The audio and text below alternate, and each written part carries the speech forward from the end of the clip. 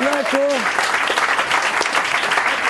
Now, one thing that I've often heard about trick shots is that they're fun. They're entertaining, but they're not really practical, right? Realistically, that shot's not going to come up for you in a game of 8-ball. Well, I was talking to my daughter, Sammy J, about this last year, and she helped me develop this next shot. We wanted to develop a shot that's very practical in the game of 8-ball. So here's the scenario. You've run the table, you shot on the 8 and you missed it, and it jawed right there in the corner pocket. Now your opponent, he's kind of looking at the rest of the table. He realizes he's probably not going to run the entire table, so what he does is he plays dirty pool.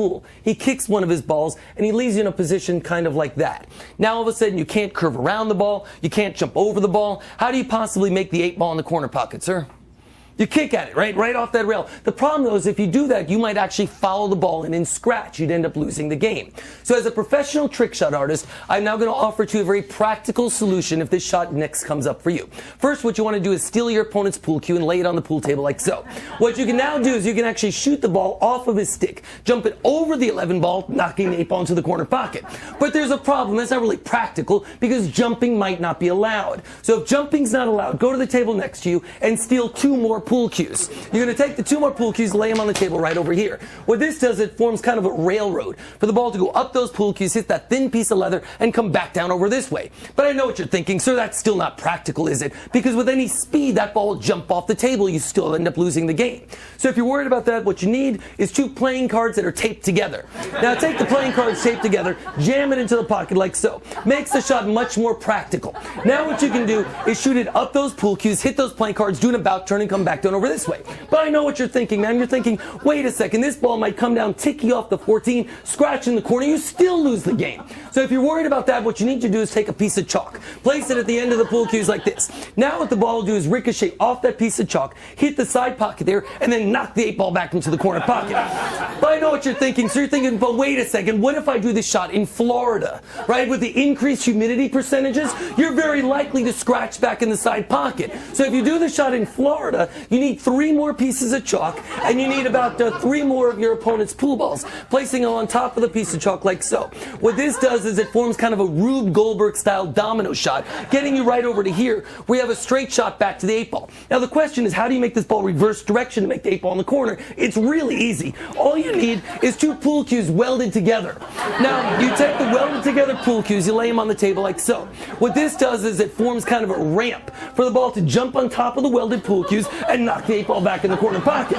But there's a problem, isn't there? There might not be enough slope for this ball to go down and knock the 8-ball in. So if you need a little bit more slope, what you need is a 5-pound roast chicken. Now, you take the 5-pound roast chicken, play it on the pool table like so. What this does is it forms a good ramp. So the ball jumps on top of the roast chicken, rolls down the welded pool cues, makes the 8-ball into the corner pocket. But I know what you're thinking. You're thinking, well, wait a second. How's this ball going to jump on top of the roast chicken, right? Well, it's easy. What you need is a ball with a fuse. Now, you take the ball with the fuse, you're going to place it under the piece of chalk. When that sucker ignites, it shoots 20 feet in the air, lands on the roast chicken, rolls down the welded pool cues, makes the 8-ball in the corner pocket. But I know what you're thinking. What if I do the shot at the Magic Castle at Soapy Smith night? With a low ceiling, this shot won't work. So what you need is a shorter fuse. So you take the shorter fuse and place it down over here. So to recap, what you're going to do is you're going to shoot the cue ball up the pool cues, hit those playing cards, do an about turn, start the Rube Goldberg style domino shot. What it'll do is release the fuse so that this cue ball can roll off of the 5-pound roast chicken, down the welded pool cues, make the 8-ball in the corner pocket. But there's one more problem, isn't there? With this much speed, that ball might follow that ball in and scratch, which was the original problem with the shot. So if you're worried about the scratch, what you need is a brown paper bag. So what you do is you take a brown paper bag and you're going to place it on top of the table like so. What this does is it acts kind of like a parachute. It reduces the speed of the ball by exactly 83%. Now the question is, with the remaining 17%, how does the ball escape the bag to knock the 8-ball in the corner? That we'll have to find out for ourselves. Now on the off chance, sir, that you're doing this shot on a Tuesday, I would recommend going down to your local Cinnabon and get one of their 2 for Tuesday cinnamon rolls.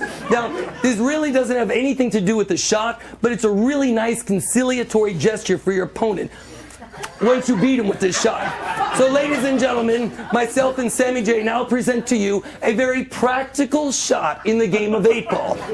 Now I can't tell you how many tournaments I've seen people lose because they did not know this shot.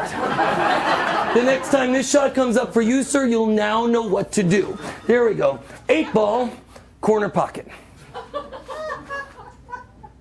Thank you. Come on now. Start the room. Come on, give it a little cheering. Come on, release that ball. There we go. 8 ball, corner pocket, ladies and gentlemen.